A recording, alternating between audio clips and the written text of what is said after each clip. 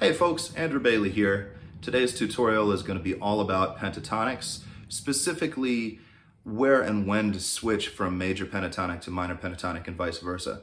I'm going to pick a random key. I'm going to call my key A, so I'm going to start with my A major pentatonic.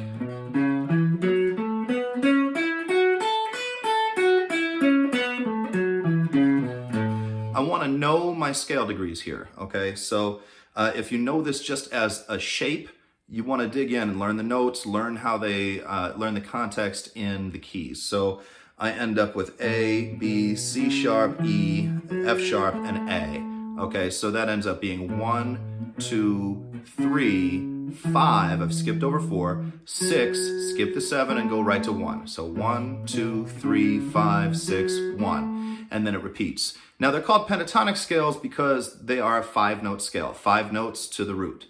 Okay, tonic means root, if you didn't know that. Now I'm going to practice my minor pentatonic scale.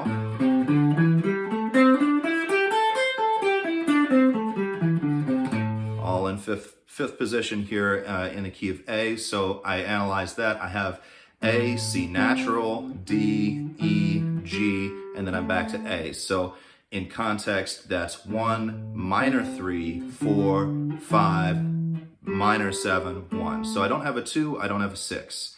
All right, now there's a couple different approaches I can take when I want to switch back and forth here.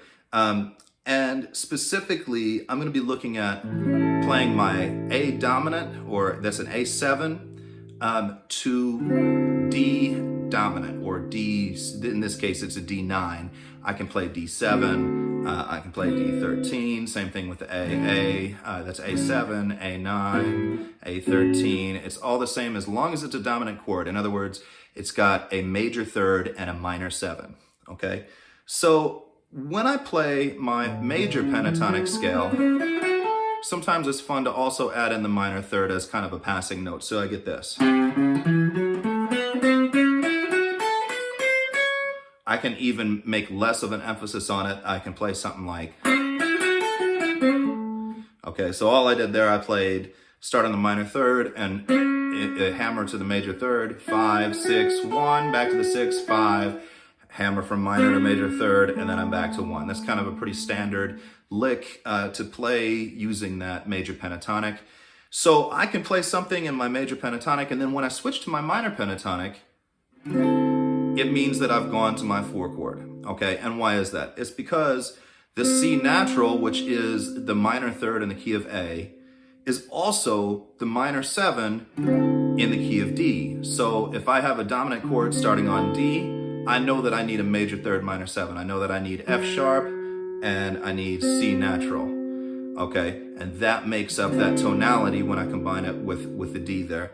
So once I get to that 4 chord, or leading into it, I can play that minor pentatonic. So I'm going to play this without the chords in the background, and you'll hear where I switch the chords, okay? So check it out.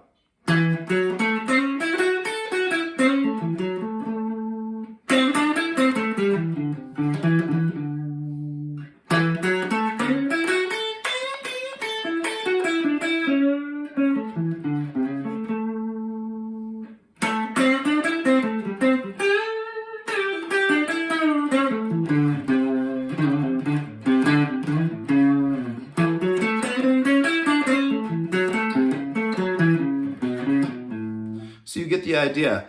Every time I switch to my minor pentatonic and I get that tonality, I've gone to that 4 chord. Okay, so that's one approach that I can take when in regards to this blues progression, in regards to my major pentatonic becoming the minor pentatonic. Now, there's a couple more tricks that I like to use when I'm using my minor pentatonic.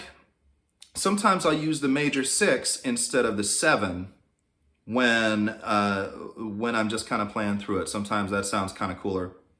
So that major 6 to minor 3 can be useful, especially if you start on it and go down. So we've got that kind of motion. You kind of get that sort of sound when you add the 6 in there. So there's a number of other things that you can do, number of other approaches that you can use, one of which being chromaticism. So I can play my pentatonic scale all day. Sometimes that's fun to use that blues note, what they call the blues scale, that sharp 4. So I'll throw that in sometimes, but essentially I'm just playing pentatonic.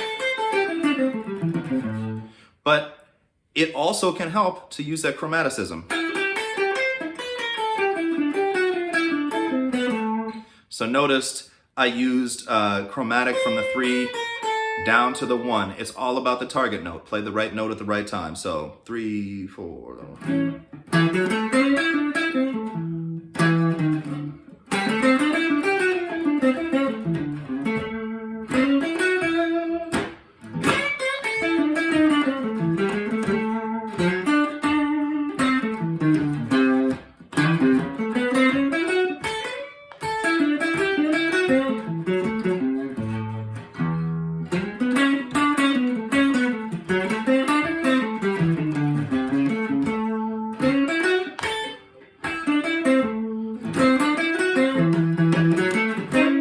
So you get the idea. I can mess around and have those scales as kind of a skeleton outline. As long as I know where I'm going, I can use the chromaticism there. I can also add in different notes that just sound good to me. I can substitute that major 6 for the 7 when I'm playing my minor pentatonic scale. In fact, I'll play it one time. This is a fun one. So while I'm playing there, 5, 6, 1, and then I'm bending that 3 up to the 4, minor 3 up to the 4, and then playing something on the way off of it. So those are all good jumping off points. I hope this made it kind of clear as far as, using your major and minor pentatonics in conjunction and understanding. I think the main thing that you can get out of this is knowing that you can use chromaticism as long as you have the target notes together, as long as you know what note you're landing on, as long as it's being landed on at the right time, anything goes. And these scales then can really be more of a kind of skeletal structure that you can add to. All right, hope you're having a good one, and I'll see you next time.